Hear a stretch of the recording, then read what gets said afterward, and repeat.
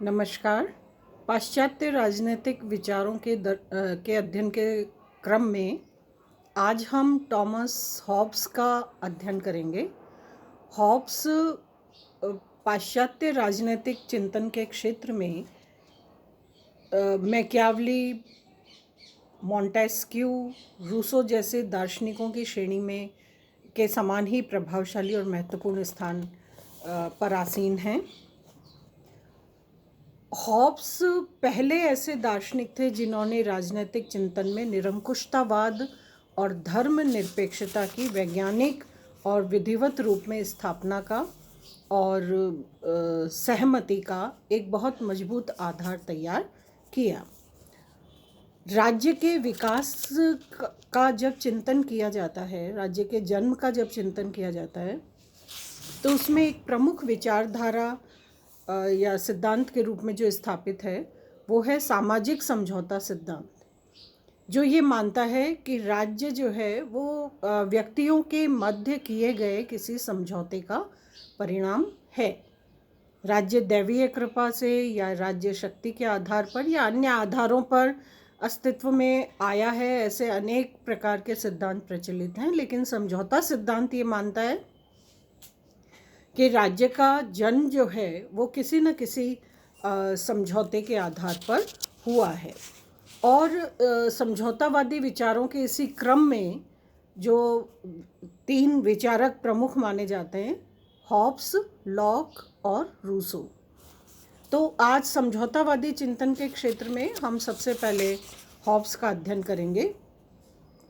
Hobbs का जो सामाजिक समझौता, इससे पूर्व एक बात हमें स्पष्ट रूप से जान लेनी चाहिए कि वैज्ञानिक समाजवाद का, वैज्ञानिकता का, वैज्ञानिक मानववाद का एक प्रमुख आधार जो है वो हमें हॉब्स के विचारों में स्पष्ट रूप से दिखाई पड़ता है।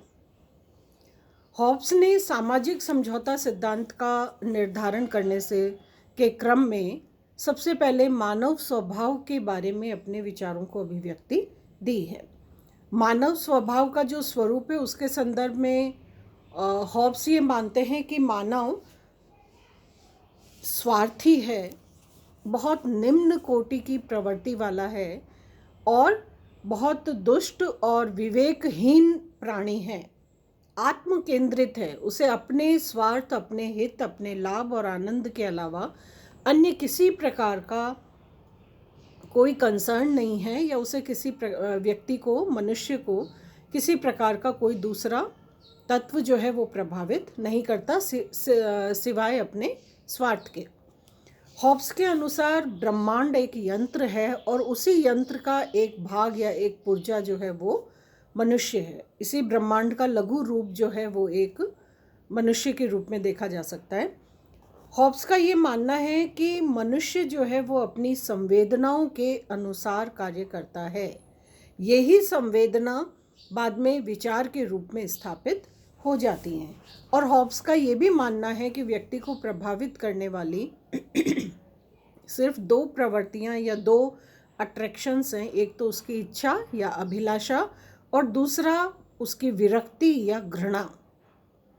इन दो प्रवृत्तियों के माध्यम से हॉब्स ये बताना चाहते हैं कि प्रत्येक मनुष्य जिन चीज़ों को पसंद करता है वो अभिलाषा के रूप में उनकी प्राप्ति की इच्छा रखता है, और जिन वस्तुओं को, विचारों को, चीज़ों को मनुष्य पसंद नहीं करता, उन्हें वो उनसे दूर जाने की कोशिश करता है, उनको त्यागने का प्रयत्न करता है, और ये प्रयत्न विरक्ति या घृणा के रूप में अभिव्यक्त होता है।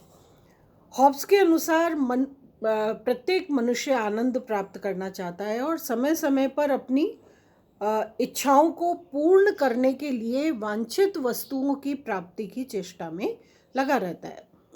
वे वस्तुएं, वे विचार जो उसे खुशी प्रदान करते हैं, प्रसन्नता देते हैं या आनंद प्रदान करते हैं, वो उनको प्राप्त करने की चेष्टा करता है, और यही साधन जो हैं हॉब्स के अनुसार शक्ति कहलाते हैं। हॉब्स का मानना है कि मनुष्य के सारे कार्य जो हैं वो स्वार्थ से प्रेरित होते हैं और मनुष्य अपनी इच्छाओं की पूर्ति में ही सदैव लगा रहता है और यहाँ तक कि हॉब्स का ये भी मानना है कि युगों से भूखा और अतृप्त मनुष्य अनवरत रूप से, सतत रूप से अपनी इच्छाओं की पूर्ति में संलग्न रहता है।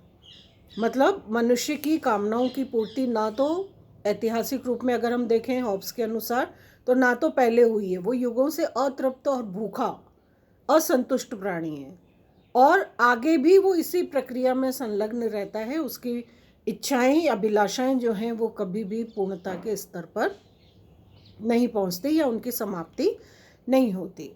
तो हॉब्स का ये मानना है मनुष्य के स्वभाव के संबंध में कि प्रतिद्वंदिता, भय और कीर्ति, यश, ये 3 ऐसे फैक्टर हैं जिनके आधार पर इनकी प्राप्ति और इनको सुरक्षित रखने की प्रक्रिया और इनके संदर्भ की जो क्रियाएं हैं वो व्यक्तियों में प्रतिद्वंदिता या एक प्रकार की अपनी संपत्ति को बनाए रखने के लिए उसको संरक्षित, सुरक्षित बनाए रखने का एक प्रकार का भय होता है कि कोई दूसरा उस पर अपना हिस्सा ना जमा ले, या कोई दूसरा किसी माध्यम से उसको प्राप्त ना कर ले, या कोई चोरी या लूट ना हो जाए।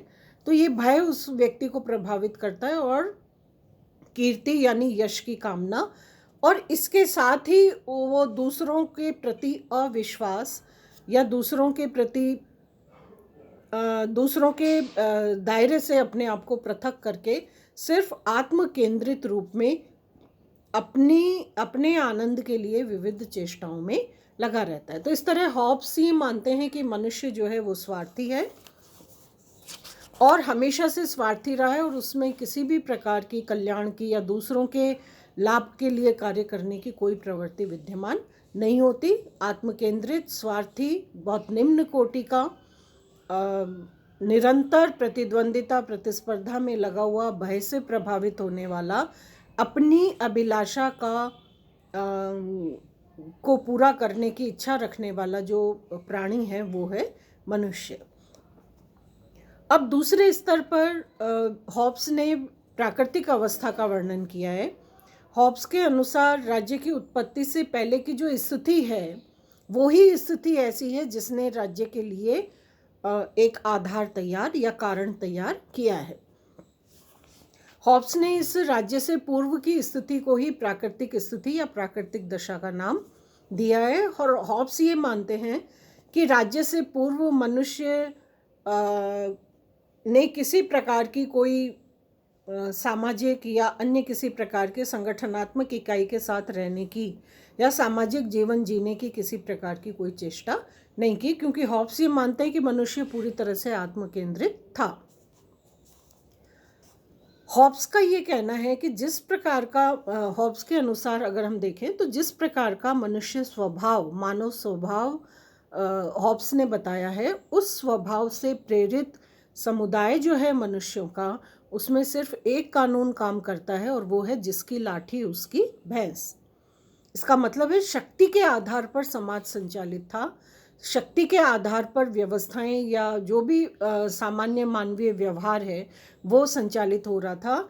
और हॉब्स का ये मानना है कि जो साधारण मनुष्य हैं, सभी मनुष्य वस्तुतः असुरक्षा के भाव से ग्रसित थे। जैसा हमने मानव स्वभाव में देखा, प्रतिद्वंदिता, भय और कीर्ति या यश, ये ऐसे कारक थे जो व्यक्ति को प्रभावित कर रहे थे सक्रिय होने के लिए। तो जब मनुष्य जो है वो शक्तिशाली व्यक्तियों के या शक्ति के प्रभाव के आधार पर अपने आप को सुरक्षित रखने की, अपने स्वार्थ को पूरा रखने की चेष्टा में संलग्न था। तो इस प्रयास में हॉब्स का ये मानना है कि जो प्राकृतिक अवस्था थी वो पूरी तरह से शक्ति पर आधारित थी, जिसमें कमज़ोर व्यक्ति या निर्बल जो हैं उनमें उनको किसी प्रकार की सुरक्षा नहीं थी, और जो सबल हैं वो अपनी मनमानी के आधार पर, अपनी शक्ति के प्रभाव के आधार पर अपनी आवश्यकताओं को पूरा करने में पूरी तरह से संलग्न थे। तो इसलिए हॉब्स का ये मानना है कि जब तक समस्त मनुष्यों के ऊपर एक सामूहिक सत्ता नहीं रहती या कोई कानून नहीं होता, ऐसा कानून नहीं होता जहाँ शक्ति के आधार पर अगर किसी प्रकार का अन्याय हो रहा है तो उसका समाधान किया जा सके। तो जहाँ कानून नहीं है वहाँ न्याय भी नहीं है, और न्याय नहीं है तो इसलिए अराजकता है। क्योंकि हॉब्स ने ये बताया कि मनुष्य किसी दूसरे मनुष्य पर विश्वास नहीं कर रहा, तो ये प्राकृतिक अवस्था जो है वो एक प्रकार से प्रत्येक के विरुद्ध प्रत्येक के युद्ध की अवस्था थी, जिसमें सभी संघर्षरत हैं, परस्पर एक दूसरे पर अविश्वासी हैं, अपने हित और लाभ के अतिरिक्त अन्य किसी भी प्रकार से वो किसी प्रक्रिया से जोड़ने के लिए स्वयं को तैयार नहीं करते। तो ये जो इसमें हॉब्स के अनुसार इस प्राकृतिक अवस्था में मनुष्य जब प्रत्येक के विरुद्ध प्रत्येक के युद्ध की अवस्था है, तो मनुष्य बहुत एकाकी, अराजक अवस्था में रहने वाला, निर्धन, कुत्सित प्रवृत्तियों से प्रभावित और प्रेरित, और साथ ही साथ एक प्रकार का पशु तुल्य जीवन जी रहा था। यानी ये सबके विरुद्ध सबके संघर्ष की जो अवस्था है, इसमें हम कह सकते हैं कि इसमें अच्छाई और बुराई के बीच में, सत्य और असत्य के बीच में किसी प्रकार का कोई अंतर नहीं था, क्योंकि नैतिकता का अभाव था। दूसरी बात, इसमें न्याय और अन्याय का कोई भेद नहीं था, इस विचार का ही पूरी तरह अभाव था। सिर्फ स्वार्थ और आत्म केंद्रित प्रभाव से व्यक्ति संचालित हो रहा था, प्रत्येक मनुष्य। और इस अवस्था में जबकि परस्पर अविश्वास, असुरक्षा इतनी व्यापक रूप में स्थापित है, तो किसी प्रकार की व्यक्तिगत संपत्ति का भी उपस्थित रहना संभव नहीं लगता। तो ऐसी अवस्था में हॉब्स ये कहते हैं कि प्राकृतिक अधिकार और प्राकृतिक कानून की जो स्थिति है वो भी समाज में पूरी तरह से स्पष्ट थी। हॉब्स के अनुसार प्राकृतिक अधिकार और प्राकृतिक कानून में बड़ा अंतर है। प्राकृतिक अधिकार से स्वतंत्रता का आभास होता है, और प्राकृतिक कानून जो हैं वो एक प्रकार के दायित्व का आभास देते हैं। हॉब्स की जो विख्यात रचना है उसका नाम है लेवियाथन। लेवियाथन में हॉब्स ने लगभग 19 प्रकार के कानूनों का उल्लेख किया है, जो मुख्य रूप से उस समुदाय में या उस व्यवस्था में प्रचलित थे। इनमें से मुख्य जो 3 कानून हैं प्राकृतिक कानून, जिसमें पहला है कि प्रत्येक मनुष्य जो है वो शांति की खोज करे और उस शांति की स्थापना में अपने आप को प्रवृत्त करे। दूसरा ये है कि मनुष्य अपने प्राकृतिक अधिकारों का परित्याग करे, और इसके लिए आवश्यक है कि वो सार्वजनिक और पारस्परिक होने चाहिए। और तीसरा जो हॉब्स के अनुसार जो नियम था उस समाज का, वो ये था कि मनुष्य को जो भी वचन वो देता है, जो प्रॉमिसेस करता है, उनको पूरा करने की कोशिश प्रत्येक मनुष्य को करनी चाहिए, नहीं तो, और स्वयं उसका पालन करना चाहिए, नहीं तो समाज में किसी प्रकार की शांति स्थापना में व्यक्ति का योगदान नहीं हो पाएगा। लेकिन जिस तरह का मनुष्य स्वभाव था, उस स्वभाव के संदर्भ में अगर हम देखें तो अरस्तु, प्लेटो आदि विचारकों के विचारों से नितांत विपरीत प्रकार का मानव स्वभाव, जो कि मैकियावली के विचारों के अनुसार थोड़ा सा कुछ साम्यता रखता है, इसका वर्णन हॉब्स ने किया है। तो हॉब्स ये मानते हैं कि वास्तव में कुछ नियम जो हैं वो इस समाज को संचालित कर रहे थे। पहला नियम था कि कानून के द्वारा शांति स्थापना के लिए राजनीतिक व्यवस्था की अनिवार्यता को स्वीकार किया गया। दूसरा नियम ये था कि राजा जो कानून के अनुसार या कानून के अनुसार जो प्रक्रिया स्थापित की गई है उसके तहत जो सर्वे सर्वा है, उस राजा के विरुद्ध किसी प्रकार का विद्रोह करने का अधिकार प्रजा के पास नहीं है।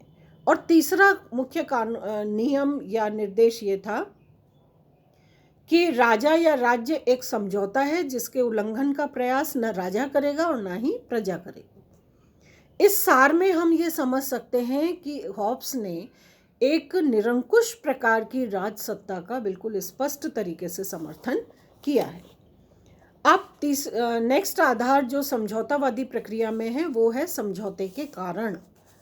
ये समझौते के कारण जो हम प्राकृतिक अवस्था में स्थिति थी, प्रत्येक के विरुद्ध प्रत्येक के युद्ध की स्थिति, जिसमें हिंसा, युद्ध, अशांति, असुरक्षा का वातावरण था, ये प्राकृतिक समाज ऐसा था जिसमें प्राकृतिक कानून तो थे लेकिन इनकी व्याख्या करने वाली कोई सर्वोच्च सत्ता नहीं थी, और इसलिए प्रत्येक मनुष्य इनका अपना मनमाना अर्थ लगाता था।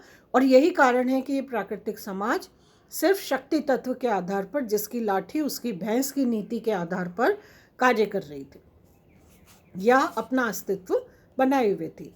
इसके अतिरिक्त प्राकृतिक नियमों का पालन करवाने वाली भी कोई सत्ता नहीं थी, और इसके लिए संप्रभु सत्ता की स्थापना या संप्रभु सत्ता की आवश्यकता बहुत प्रखर रूप में अनुभव की जा रही थी। तो इस अराजक, अव्यवस्थित, असामाजिक समाज की प्रवृत्ति से छुटकारा प्राप्त करने के लिए, अपने स्वार्थ और अपने अहम को संतुष्ट करने के लिए, अपनी आनंद और जो अभिलाषा की स्थिति है उसको मजबूत बनाने के लिए एक सर्वे सर्वा सत्ता की स्थापना के उद्देश्य से राज्य के निर्माण का प्रयास किया गया।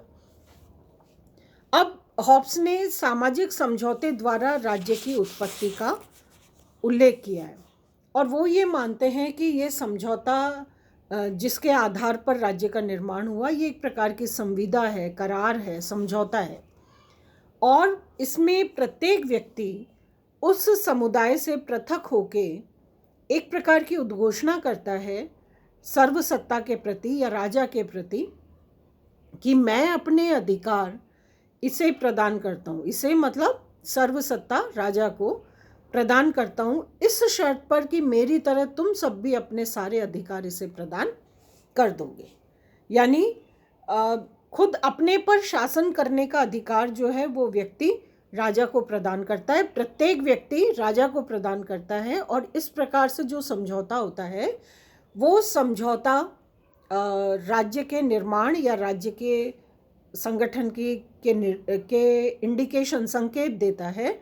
और इस तरह से हॉब्स के अनुसार कि जो समझौता हुआ व्यक्तियों में, परस्पर जो समझौता हुआ व्यक्तियों में, राजसत्ता के लिए के निर्माण के लिए जो समझौता हुआ, यही समझौता परिणाम के रूप में राज्य की तरह से सामने आया। तो कुछ ऐसी स्थितियां थी जिनका मुकाबला करने के लिए समझौता अनिवार्य था, और इसी समझौते से राज्य का निर्माण हुआ। अब अगर हम हॉब्स के सामाजिक समझौता सिद्धांत की विशेषताएं देखें तो इसकी पहली विशेषता यह है कि यह समझौता सामाजिक है, शासकीय नहीं है। यानी सरकार या शासन की स्थापना के लिए यह समझौता नहीं किया गया है, बल्कि ये समझौता क्योंकि सरकार के बीच में नहीं हुआ, इससे राजा का पद निर्धारण हुआ है, राजा और प्रजा के बीच में ये समझौता नहीं है, इसलिए शासकीय नहीं है बल्कि सामाजिक समझौता है। दूसरी बात कि शासक या संप्रभु सत्ता जो है वो समझौते का कोई पक्ष नहीं है, वो पूरी तरह से निरंकुश है, स्वतंत्र है, सर्वे सर्वा है।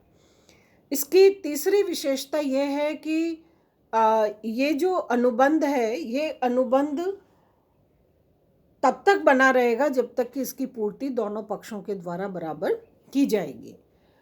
इसके अलावा नेक्स्ट, ये समझौता जो सामाजिक समझौता हुआ है, ये हिंसा जनित मृत्यु का जो भय है व्यक्तियों में, उस भय से छुटकारा प्रदान करने के लिए किया गया है।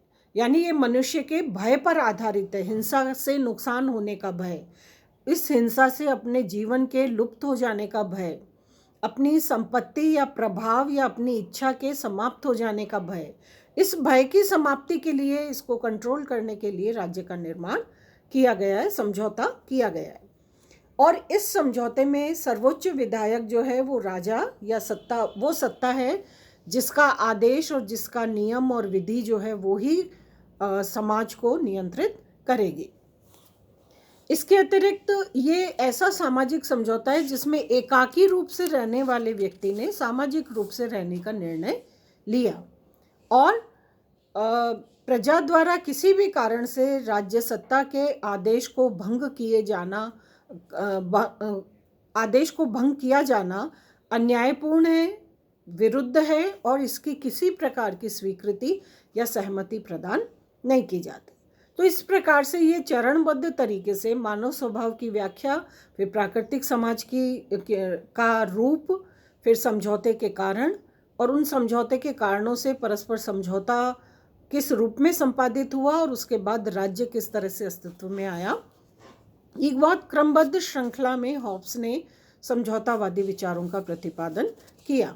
लेकिन हॉब्स के इन विचारों की आलोचना की जाती है। सबसे पहली आलोचना ये है कि हॉब्स ने मानव स्वभाव के बारे में जो टिप्पणी की है या जो चित्रण किया है वो दोषपूर्ण है, क्योंकि मानव स्वभाव का एकांगी चित्रण हॉब्स ने किया है।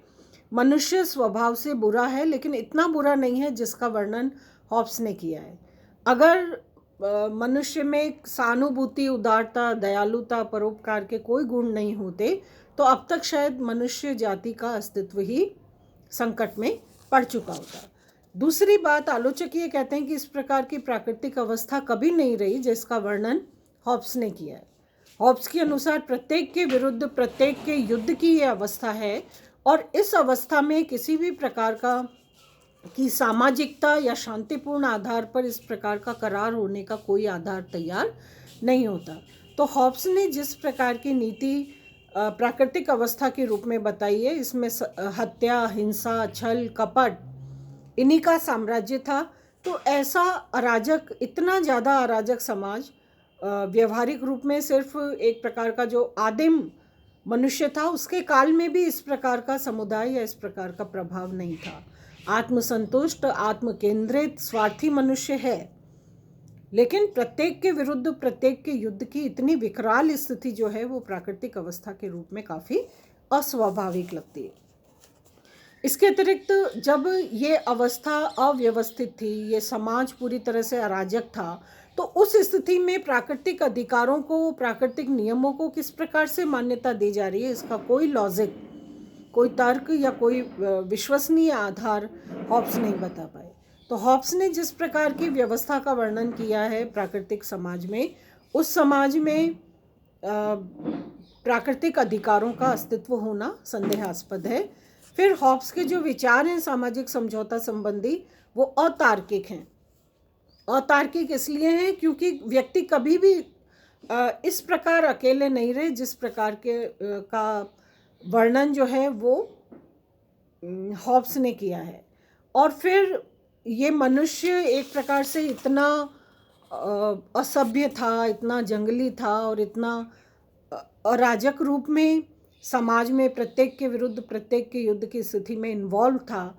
ये मनुष्य एकाएक इतना सभ्य हो गया कि उसने अपने व्यक्तिगत अहमवाद को छोड़ करके और सामाजिक रूप से रहने का निर्णय लिया, समाज का निर्माण किया और सब कुछ व्यवस्थाओं को शांत बनाने की चेष्टा की।